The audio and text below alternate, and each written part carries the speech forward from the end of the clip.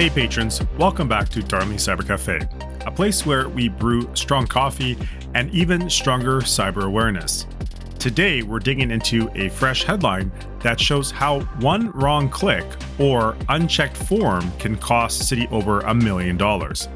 Yep, Baltimore just lost more than $1.5 million to a classic business email compromise scam. Let's unpack what happened and, more importantly, how you can keep this from happening in your own workplace, or to you personally if you handle finances.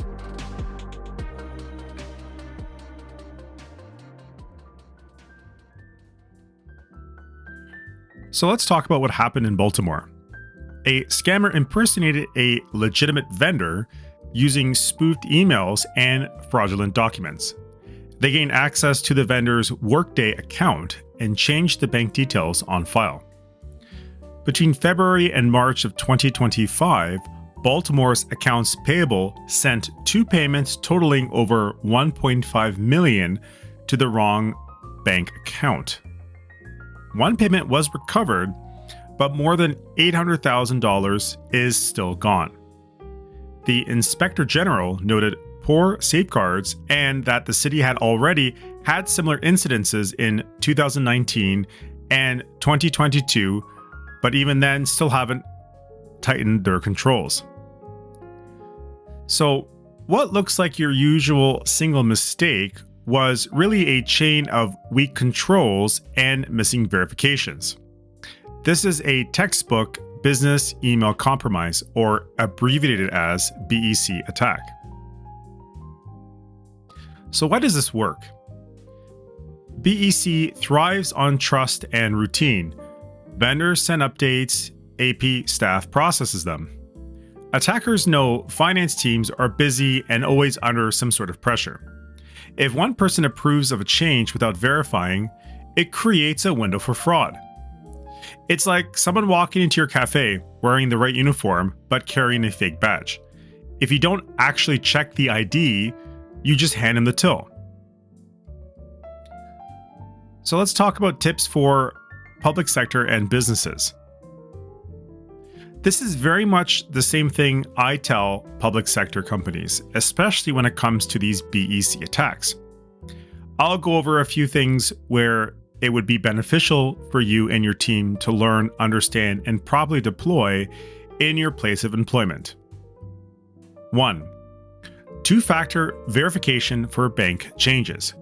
Always confirm changes via a known phone number or a separate channel, not just from email.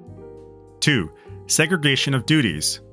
One person enters a change, another person independently verifies it. Having another set of eyes is critical here. 3. Vendor portals with strong authentication. Enforce multi-factor authentication for vendor accounts like Workday. 4. Training and refreshers. Make these BEC scenarios part of regular staff drills. If you're uncertain about this, speak to someone in your IT department or security department. Audit trails. Randomly sample and re-verify vendor data to catch anomalies. And lastly, incident response plan. Have a clear written protocol to freeze and recall funds immediately if fraud is suspected.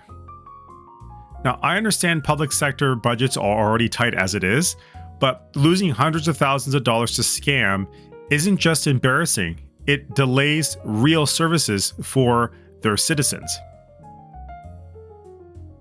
Tips for individuals, especially finance staff. Pause before approving. If details look off, such as spelling errors, new bank accounts, or some unusual urgency, stop right away and verify the information in front of you. Use an out-of-band contact. Call the vendor using a number from your official system, not from the email itself. Think before you click. Watch for repeated attempts. Fraudsters test the waters multiple times before success. Password hygiene. Strong, unique passwords and multi-factor authentication on any system you access. I know many IT teams who try to enforce this in their oversight, but in real world fail to verify this. Know your escalation path. If you suspect fraud, don't sit on it. Alert your supervisor or your security teams immediately. Even if you're just an accounts clerk, you are still the front line of defense. Just think of yourself as a human firewall. So, Baltimore's case shows that BEC attacks is not just a one-off, it's a pattern. Attackers go where the money flows and where the controls are weakest. As you can tell through those many years between 2019 and 2025, these attackers keep going back to this city because they fail to implement the proper protocols and procedures.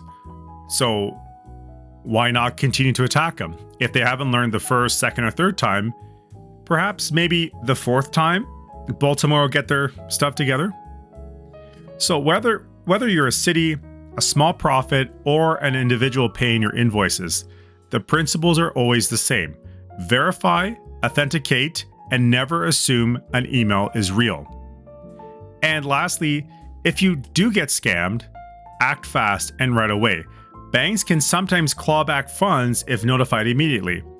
I have personally saved a few businesses already stating this to them, because it's a very key point that when you're in shock after you get compromised, you're usually just sitting there frozen and not really acting fast enough to remedy the situation.